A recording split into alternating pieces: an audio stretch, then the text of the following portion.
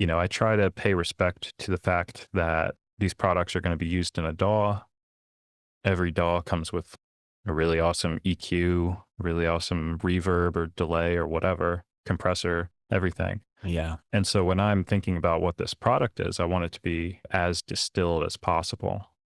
Sometimes you make concessions just to kind of make it more of to fit the workflow and make something feel a little bit more seamless. But in general, I'm kind of operating from the perspective of, what is cool about this? How do I get someone wrestling with that core concept?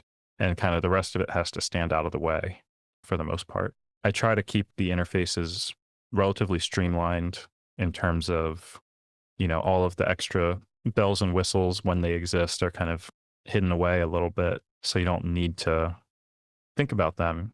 And I try to give people a pretty streamlined interface with, maybe 6 or 8 controls on the front panel, kind of similar to like a guitar pedal. I think it feels way more approachable that way. It feels like something that you can kind of like look at and understand. If you don't understand it, that's okay too. You can just start messing with knobs and seeing what happens. So in terms of the interface, I try to really distill it down to like what is going to encourage people to kind of wrestle with the core concept here and kind of get them thinking about the thesis of this device, steer them towards that as much as possible. In terms of like visuals, try to throw some fun visuals into every product, which might show you what's going on. It might be a more abstracted version of it. I think that's really important to do in this format of software plugins where you can kind of show people as much information or as little information as you want. I try to make it fun.